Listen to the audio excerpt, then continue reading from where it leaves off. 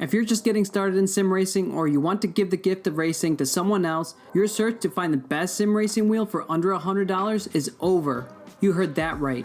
Real force feedback for under $100. Come with me in this journey if you want to find out how the Logitech Driving Force Pro stacks up against today's options like the Logitech G920 and the CSL DD. Furthermore, we'll explore what the upgrade path could look like, and lastly, how you can obtain one yourself. This is something you won't want to miss. The Logitech Driving Force Pro was released in December of 2007, making this wheel over 15 years old. Don't let the age of the wheel fool you. The wheel features 900 degrees of rotation and packing 2 Newton meters of torque with a gear-driven system. The base has a simple design with the front of the base having a sports car aesthetic. Not my favorite, but you know that's what Logitech has been doing for a long time. An interesting thing that you might have noticed is that the base has a sequential shifter. I'm not sure when Logitech decided to get rid of this design, but it's really nice to have, especially at this price point. Let's say you're not in the mood to use the sequential shifter. You'll be glad to know that the wheel does come with paddle shifters. It's also good to note that the paddle shifters don't have the best feel as they're made from plastic, but nevertheless, they still do the job well. On the wheel, you'll find a total of 14 programmable buttons, not counting in those paddle shifters.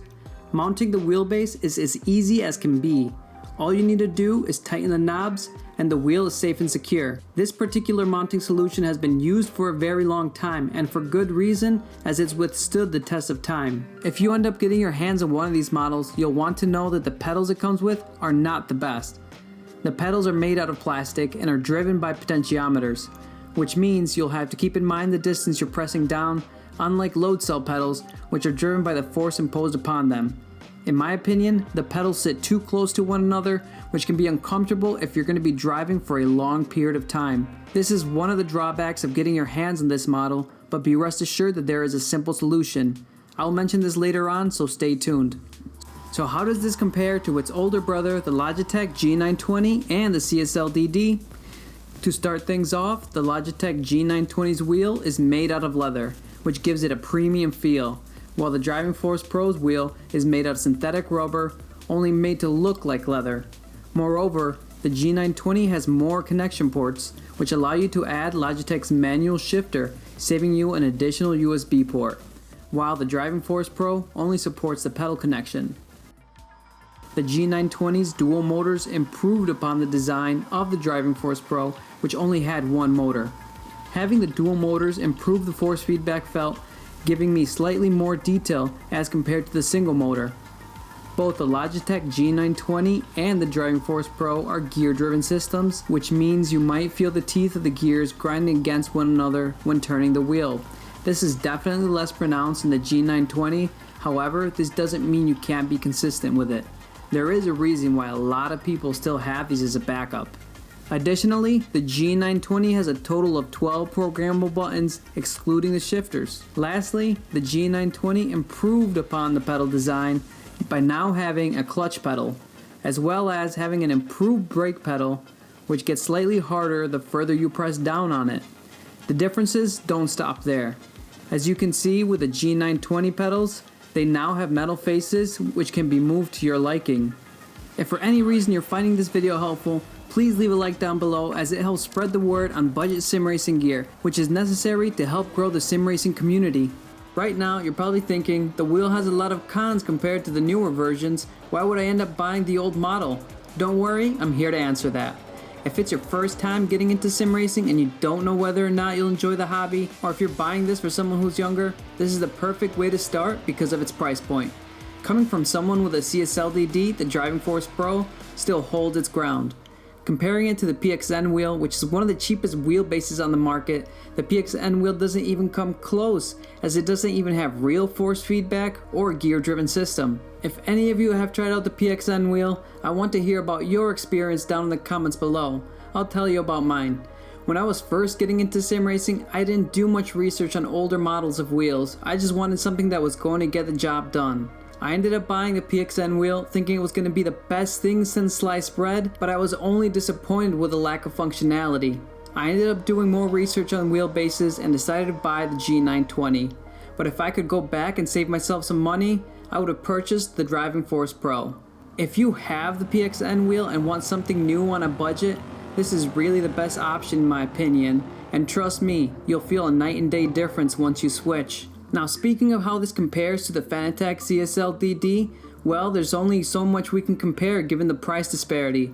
At this price range, you'll be getting a direct drive wheel, meaning that all the forces you experience in the sim will be directly going to the wheel. Unlike a gear-driven system where some of the detail is lost when sending the feedback data back to the wheel. You'll find the driving experience feels smooth as butter with no grinding of gears going on as well. The CSL DD pushes out a maximum of 8 Nm of torque as compared to 2 Nm with the Driving Force Pro. The increase in torque means two things. For one, you'll need a solid rig in order to get the most out of the CSL DD at 8 Nm, meaning you'll likely have to invest even more money in the hobby. And secondly, the increase in torque will bring out even more detail to what you're feeling in the sim from the road to catching a car in a slide. The CSL DD puts out over 900 degrees of rotation, but in my experience, I stick to around 540 degrees of rotation, which is more than enough for my comfort zone. So with that in mind, with what the Driving Force Pro offers should be more than enough for most people. Furthermore, the Fanatec CSL DD offers you a load of options when deciding which wheel you'd like to choose, but it does come at an added cost to the base itself.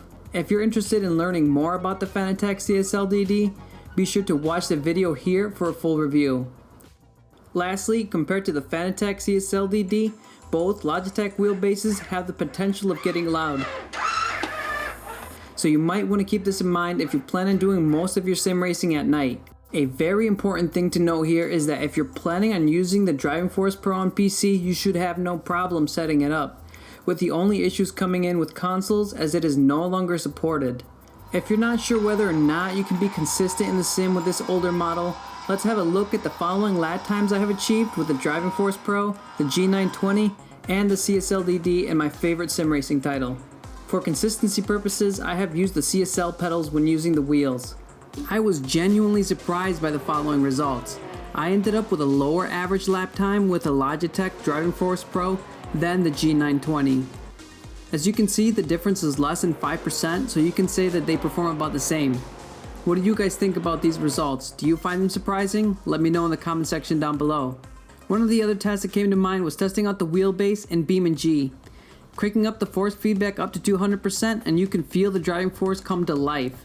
Lately, BeamNG has become one of my favorite sim titles as you can put yourself in various situations that no other sim has. From climbing mountains, rally driving, and police chases. If you don't have this title already, you can purchase it on Humble Bundle with my referral code at no additional cost to you. Be sure to check the description down below. By purchasing this on Humble Bundle, you can help out charity with every purchase. Who wouldn't want to smash things up and help out the world at the same time? Let's move on to the upgrade path and what it can look like for you. In my opinion, the next best step is to upgrade the pedals. As you guys saw, the pedals the base comes with are not the best. I recommend purchasing the Fanatec CSL pedals, which will cost you around $80. Just note that you'll need to pony up an extra $20 for the Fanatec USB adapter. Now, if you decide to purchase the CSL pedals with a load cell pedal kit, a USB cable will be provided to you. Just know that this costs a total of $200, so I suggest purchasing the pedals that best suit your budget. I really wish I had known this sooner as it can cut down on future costs if you end up buying more Fanatec gear. With all this talk, where can you get one? The answer is eBay. As you can see, there are a ton of these models available out there ready for you to purchase. So will you be buying one of these? Let me know in the comment section down below. And if you're interested in more budget-friendly sim racing gear, be sure to check out my review on the $60 handbrake here. And if you want to know which racing games to avoid on Steam, check this out here. I hope you guys have a great rest of your day, have a great rest of your night, and as always, SimFin here, peacing out.